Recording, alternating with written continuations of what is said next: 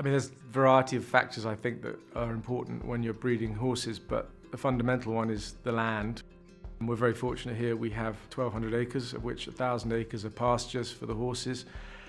And we have around 100 mares on the stud, so approximately 10 acres for every mare. So there's lots of space, and that's good. And on top of that, you know, we're meticulous about how we try and look after the land, soil sampling, grass sampling.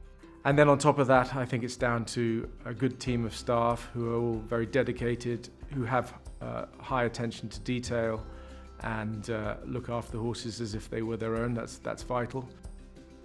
So we've had some very nice mares, and a number of foals that were born here at Newsells have gone on to win stakes races and group races. So at least we feel like we started them off in the right way.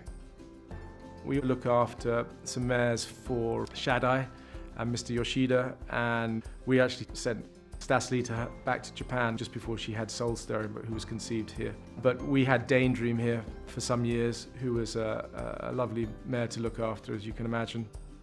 We also look after the Wertheimer mares in the stud season, and they have their own facility that we give to them. We staff it obviously, but it's a standalone unit.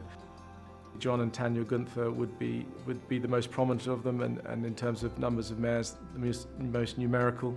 And you know, breeding or rearing, I should say, without parole at Newsells was a great thrill for us. Gustav Klimt is closing though, without parole leading by a half length. Gustav Klimt is getting to it with every shy, but Frankie without parole have won. We followed him like he was one of our own, and the day he won the St James's Palace Stakes as an unbeaten 3-year-old was very special. When he went to America, we weren't sure quite what was happening, whether he'd retired stud over there or come back to England, but we always hoped that if he'd come to England, we'd be able to stand him at Newsells. Obviously, he's a very exciting horse, being a son of Frankel. A couple of years ago, I think people were still saying, oh yeah, Frankel's good, but is Kingman better, or is this? And I think the last 2 years we've seen absolutely, without any shadow of a doubt, that Frankel is the next super sire out there. Perhaps even the last couple of years starting to rival what his father Galileo was doing. So he's a very exciting horse, and to have a son of his who is so well bred, with a lot of speed, which is why, you know, Without Parole was a miler rather than a mile and a quarter or a mile and a half horse, is exciting. And then we've obviously seen a son of Frankel light things up a little bit with his first crop in Cracksman and Ace Impact. So I think breeders are getting behind the fact that here's an opportunity to use a well-bred son of Frankel, and who knows, he's got that Frankel DNA in him. Anything could happen.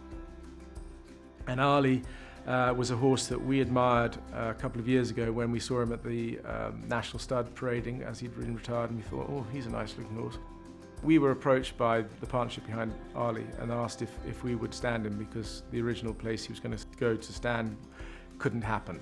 And having seen him and liked him so much at the National Stud, we jumped at the opportunity, but it was important that we took a percentage stake in the horse, so that's what we've done. He stands here with us, and it's been a good relationship so far.